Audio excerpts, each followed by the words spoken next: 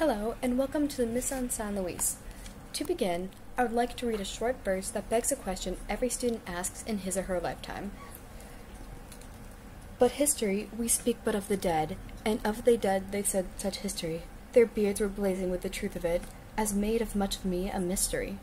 I have included this quote from the poem Learning from History by David Ferry because it so clearly captures a kind of confusion that we often feel when studying history. The speaker of this poem blatantly states that the people in history are dead, so why should we bother learning about them? What is there to gain from a people who lived in a preceding society that must certainly be inapplicable to our own modern civilization? That was my thought when I first made the trip to the Mission San Luis de Apalache. I expected to see dead history, a vaguely interested militia of employed teenage interns, and the white stucco walls of Spanish Revival-style architecture gilded with terracotta roof tiles. Maybe that's partially why I went there in the first place, to try and see if my suspicions would be affirmed. If not, I would be pleasantly surprised.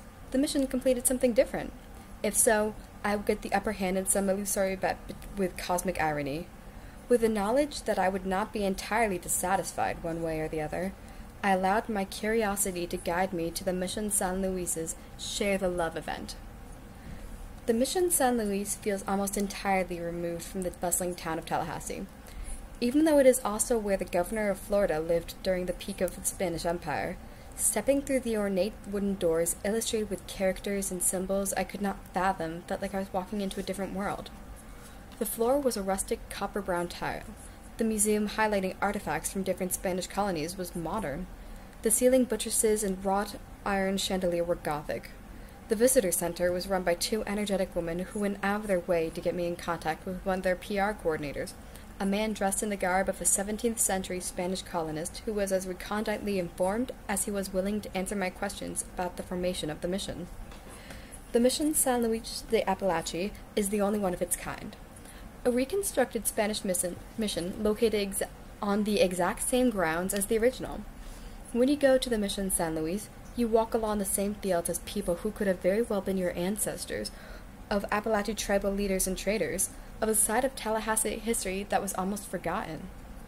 That was one of the most surprising things about the mission to me. Behind the welcoming center and the entrance plaza is an expansive field of fresh green grass littered with nobly turning trees adorned with Spanish moss. The mission was bustling with people, from great-grandparents to great-grandchildren, and had some kind of table or booth set up for everyone.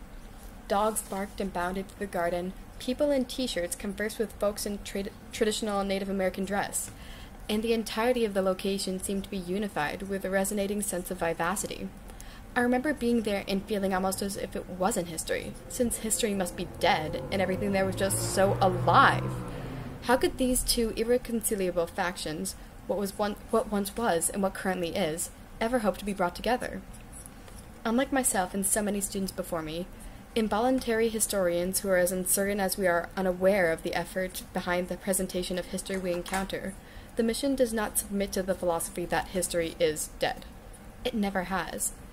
In the mission, history is a sentient aspect of the world, constantly flowing through all things like the wind that sweeps across the ancient Appalachian meeting grounds. It constantly recreates history. It learns from it. The Share the Love event was a reenactment of a wedding between a Spanish man and a Native American woman, and the whole purpose behind the play was to demonstrate how interracial and intercultural relationships can be peaceful and symbiotic. The performers had a sense of community, something that every returner to the mission seemed to share. A connection from the idea that the past is not the end, and our story will extend far beyond ourselves. So now that you've heard my take on it, why don't we look at what the mission itself is trying to accomplish?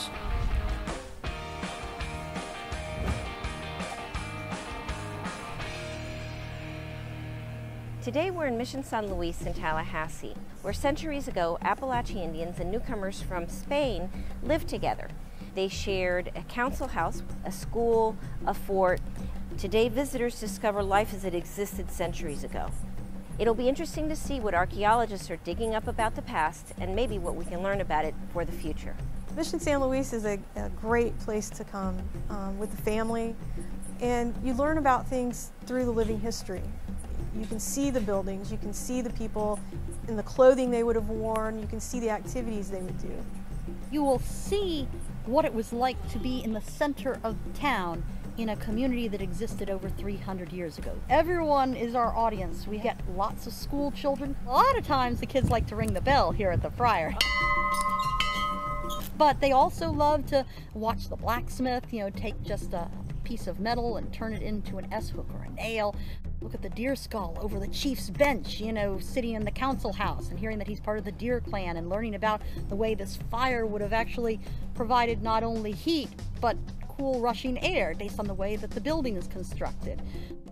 Appalachian chiefs invited the Franciscan friars to come here and teach their people about, the Christian faith. And so when people walk into the church and they feel in awe, how can they not come out but feeling better? We've had a great day here at Mission San Luis in Tallahassee. It's a great place to bring your family, have a picnic, learn a little bit about old Florida. If you're ever in Tallahassee, make sure to stop by Mission San Luis.